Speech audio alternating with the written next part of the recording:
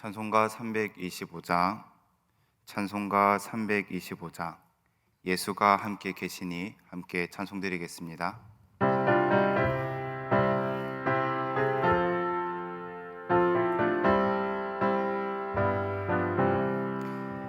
예수가 함께 계시니 시험이 오나 겁없네.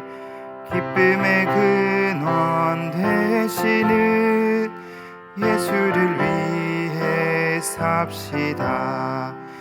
날마다 주를 섬기며 언제나 주를 기리고 그 사랑 안에 살면서 딴 길로 가지 맙시다. 이 세상 사는 동안에 주 이름 전파하면서 무한한 복락 주시는 예수를 위해 삽시다. 날마다 주를 섬기며 언제나 주를 기리고 그 사랑 안에 살면서 딴 길로 가지 맙시다. 이 세상 친구 없어도 예수는 나의 친구니 불의한 일을 버리고 예수를 위해 삽시다. 날마다 주를 섬기며 언제나 주를 기리고 그 사랑 안에 살면서 딴 길로 가지 맙시다. 주께서 심판하실 때 잘했다 칭찬하리니 이러한 상급 받도록 예수를 위해 삽시다. 날마다 주를 섬기며 언제나 주를 기리고 그 사랑 안에 살면서 딴 길로 가지 맙시다. 함께 이 시간 기도하겠습니다. 오늘은 월요일입니다. 한 주간의 삶을 위해서 기도하겠습니다. 특별히 어제 들었던 말씀을 기억하며 사랑을 위하여 나의 권리를 절제하고 공동체의 덕을 세우는 길을 택하는 우리의 삶이 될 수 있도록 함께 기도하겠습니다. 그리고 우리 교회 첫 번째 비전인 영혼 구원하여 제자 삼는 교회가 되게 해달라고 우리의 목장과 우리의 교회를 위해서 함께 합심해서 기도하겠습니다. 함께 기도하겠습니다. 사랑과 은혜가 충만하신 아버지 하나님 감사합니다. 오늘도 새벽을 깨워서 함께 기도하게 하시니 감사를 드립니다.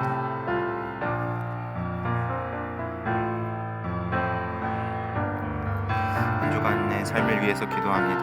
하나님, 우리의 삶이 정말 말씀 가운데 살아가는 삶이 되기를 원하고 우리의 삶이 한 주간 더욱더 주님을 바라보고 주님께 의지하는 삶이 되기를 원합니다. 특별히 어제 들었던 말씀을 붙들며 우리의 권리를 내세우기보다 남을 비판하는 자리에 서기보다 주님 정말 서로를 사랑하며 나의 권리를 절제하고 공동체의 덕을 세우는 길로 나아갈 수 있도록 주님 우리의 삶을 주장하여 주시고 이끌어 주시옵소서. 그리하여서 또 우리의 삶을 통하여서 하나님의 영광이 드러나고 하나님의 아름다우심이 나타날 수 있도록 인도하여 주시옵소서. 우리 교회 첫 번째 비전인 영혼 구원하여 제자 삼는 교회가 되기를 간절히 소망합니다. 이를 위하여서 우리의 교회와 우리의 목장 가운데 하나님께서 함께하여 주셔서 하나님께서 맡기신 이 사명을 잘 감당할 수 있도록 은혜를 내려 주시옵소서. 우리의 힘으로는 이 모든 일들을 스스로 감당할 수 없사오니 하나님께서 감당할 수 있는 힘을 더하여 주시옵시고 감당할 수 있는 은혜를 더하여 주셔서 영혼 구원하여 제자 삼는 교회, 영혼 구원하여 제자 삼는 목장이 될 수 있도록 하나님 함께하여 주시옵소서. 모든 기도 살아계신 예수님의 이름으로 기도드렸습니다. 아멘. 함께 말씀 보겠습니다. 오늘 말씀은 요한복음 5장 17절에서 29절 말씀입니다.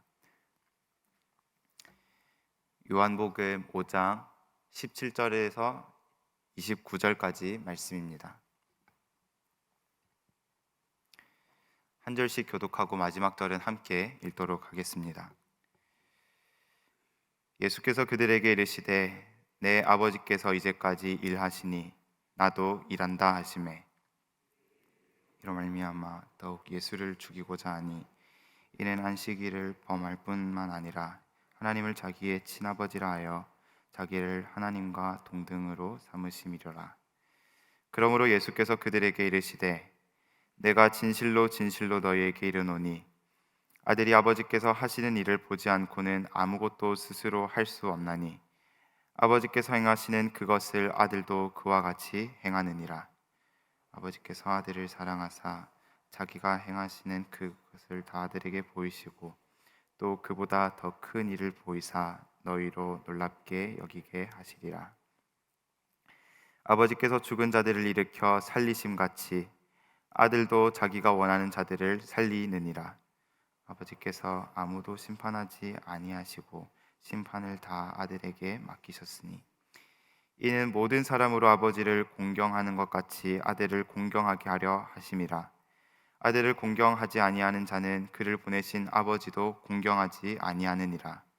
내가 진실로 진실로 너희에게 이르노니 내 말을 듣고 또 나 보내시는 이를 믿는 자는 영생을 얻었고 심판에 이르지 아니하나니 사망에서 생명으로 옮겼느니라. 진실로 진실로 너희에게 이르노니 죽은 자들이 하나님의 아들의 음성을 들을 때가 오나니 곧 이때라. 듣는 자는 살아나리라. 아버지께서 자기 속에 생명이 있음 같이 아들에게도 생명을 주어 그 속에 있게 하셨고 또 인자됨으로 말미암아 심판하는 권한을 주셨느니라. 이를 놀랍게 여기지 말라. 무덤 속에 있는 자가 다 그의 음성을 들을 때가 함께 읽겠습니다. 선한 일을 행한 자는 생명의 부활로 악한 일을 행하는 자는 심판의 부활로 나오리라. 아멘.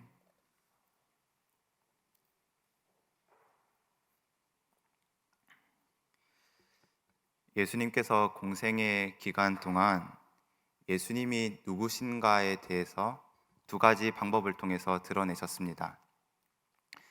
첫 번째 방법은 표적입니다. 요한복음을 살펴보면 가나 혼인 잔치에서 물을 포도주로 예수님께서 바꾸시면서 창조주의 권능을 나타내셨습니다. 그리고 왕의 신하의 아들을 고치실 때는 말씀 한마디로 생명을 살리시는 분이심을 드러내셨습니다. 동시에 예수님께서는 직접적인 말씀을 통하여서 예수님이 누구신지에 대해서 드러내셨습니다. 예수님은 요한복음 4장에서 사마리아 여인과의 대화에서 자신은 영원한 생수를 주는 분이라고 말씀을 하셨습니다. 그 외에도 요한복음에서는 나는 생명의 떡이다. 나는 세상의 빛이다. 나와 아버지는 하나다라고 선포하시면서 예수님이 어떤 분이신지를 말씀해 주셨습니다. 오늘 읽은 요한복음 5장 말씀도 이러한 맥락 가운데 있습니다. 토요일에 살펴본 말씀에서 예수님은 38년 동안 병으로 고통받던 사람을 고쳐주셨습니다. 그 사람은 삶에 대한 소망을 잃었고 삶이 끝났다고 생각한 사람이었습니다. 그런데 예수님은 그 사람에게 생명을 불어넣으셔서 다시 회복의 길을 열어주셨습니다. 이렇게 예수님은 표적을 통해서 21절의 말씀처럼 죽어가는 사람뿐만 아니라 죽은 자도 살리시는 생명의 주관자라는 사실을 보여주셨습니다. 그리고 오늘 함께 읽은 말씀에서도 예수님이 누구신가에 대해서 보여주고 있는데 특별히 오늘은 직접적인 말씀을 통하여서 예수님에 대해서 말씀하고 있습니다.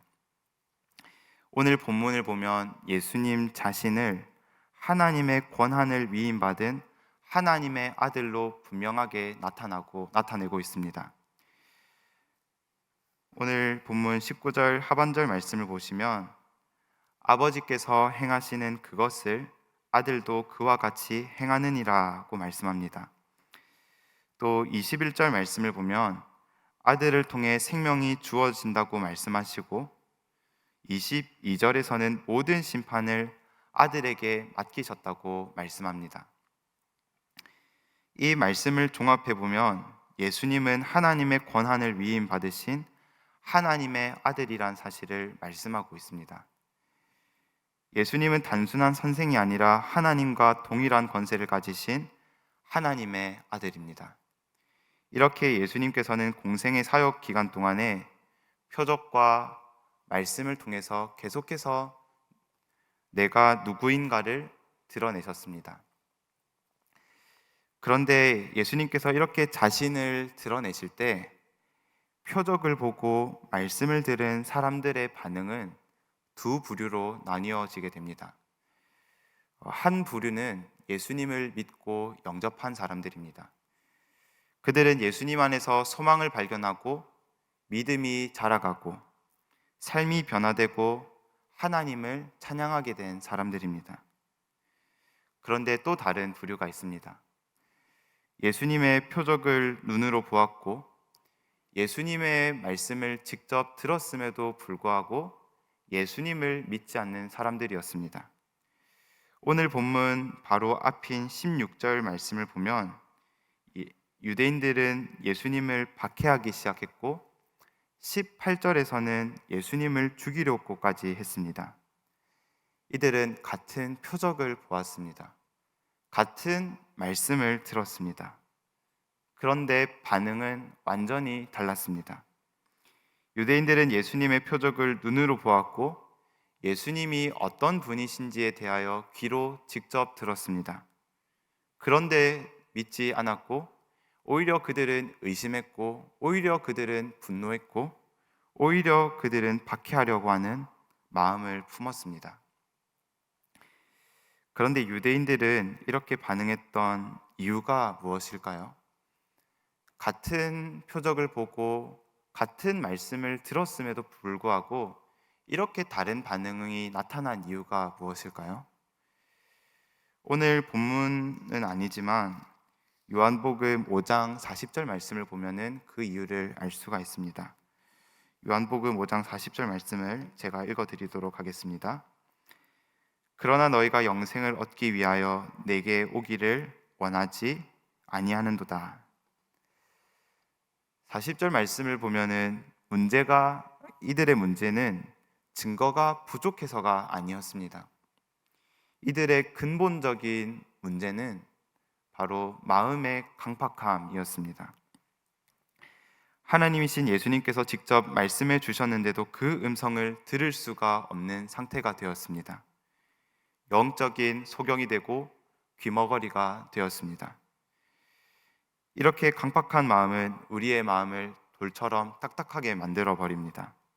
말씀을 들어도 내 기준, 내 판단, 내 고집을 자리 잡기 위해서 말씀의 자리에서 떠나도록 이끌어 버립니다. 우리는 어제 하나님 나라에서 중요한 것은 사랑이다는 말씀을 들었습니다. 진정한 성숙함은 내가 얼마나 많이 아느냐가 아니라 사랑을 위해 내 권리를 얼마나 내려놓을 수 있는가, 내 형제를 위해서 무엇을 포기할 수 있는가에 대해 달려있다고 말씀을 들었습니다. 그런데 우리의 마음이 강팍해지면 어떻게 될까요? 여전히 내 권리를 앞세웁니다. 여전히 다른 사람을 판단합니다. 여전히 공동체에 덕을 세우지 못하는 모습이 남아있게 됩니다. 심지어 새벽 기도에도 나오고 수요 기도의 자리에도 나오고 목장 모임에도 잘 참석은 하지만 하나님의 말씀이 잘 들리지가 않습니다. 우리의 영혼은 점점 메말라가고 같은 말씀의 자리, 같은 기도의 자리에 앉아 있음에도 불구하고 하나님의 음성이 들리지 않는 일이 생기고 맙니다. 오늘 새벽 기도의 자리에 나오신 성도님들의 마음은 어떻습니까? 겉으로는 잘 드러나지 않지만 우리 마음 가운데 여전히 강박한 마음이 자리 잡고 있지는 않습니까? 여전히 내 생각과 내 고집과 내 판단이 마음 한가운데 버티고 있지는 않습니까? 그래서 여전히 사랑보다는 내 권리를 앞세우고 말씀은 들었지만 전혀 다른 삶의 모습으로 살아가고 있지는 않습니까? 우리 모두는 새벽 기도의 자리에 나와 있습니다. 이 시간은 몸과 마음을 집중하여 하나님을 주목하고 바라보는 시간입니다. 그런데 우리는 너무나 연약하여 강박한 마음의 지배를 받고 그 가운데 이끌려서 살아가게 됩니다. 우리는 참 연약하여 조금만 방심해도 우리의 고집이 올라오고 우리의 판단이 올라오고 우리의 교만이 올라오는 모습을 볼 수 있게 됩니다. 그래서 오늘 하루도 사랑보다는 나의 권리를 내세우게 만들고 나의 경험과 나의 생각에 의존하여 살아가게 만듭니다. 이렇게 우리는 오늘도 연약한 상태에 놓여 있을 수 있기 때문에 그래서 우리는 오늘도 하나님의 은혜가 필요합니다. 우리는 오늘도 불순종의 자리에 설 수 있기 때문에 하나님의 은혜가 간절히 필요합니다. 특별히 성령님의 도우심이 우리 가운데에는 절실히 필요합니다. 성령님께서 우리의 마음을 부드럽게 해주셔야 우리는 오늘도 순종의 자리로 나아갈 수 있습니다. 우리는 어제만 하나님의 은혜가 필요한 게 아니라 오늘 하루도 하나님의 은혜가 필요하고 이번 한 주간 삶 속에서도 하나님의 은혜가 필요합니다. 오늘은 월요일입니다. 한 주를 시작하는 가운데 사슴이 시냇물을 찾기에 갈급함같이 우리의 영혼도 주님을 찾기에 갈급한 마음으로 나아가기를 소망합니다. 오늘 하루도 하나님을 간절히 갈망하여 말씀과 기도 속에서 들려오는 주님의 세밀한 음성을 듣고 우리의 영혼이 다시 한 번 더 살아나고 회복되는 역사가 오늘 하루 저와 여러분의 삶 속에서 일어나기를 주님의 이름으로 축복합니다. 기도하겠습니다. 하나님, 우리의 강팍한 마음이 부드러워지기를 소망합니다. 날마다 말씀의 자리에서 벗어나려는 우리의 연약함 가운데 함께하여 주셔서 주님의 세밀한 음성에 반응하는 우리의 삶이 되기를 원합니다. 특별히 어제 주일 말씀을 통해서 선포된 말씀이 우리 마음 가운데 한 주간 깊이 새겨지기를 원합니다. 하나님 나라에서 중요한 사랑을 택하게 하셔서 직장과 가정과 그리고 목장과 공동체에 하나님의 사랑이 전해질 수 있도록 하나님 함께하여 주시옵소서. 모든 기도 살아계신 예수님의 이름으로 기도드립니다. 아멘.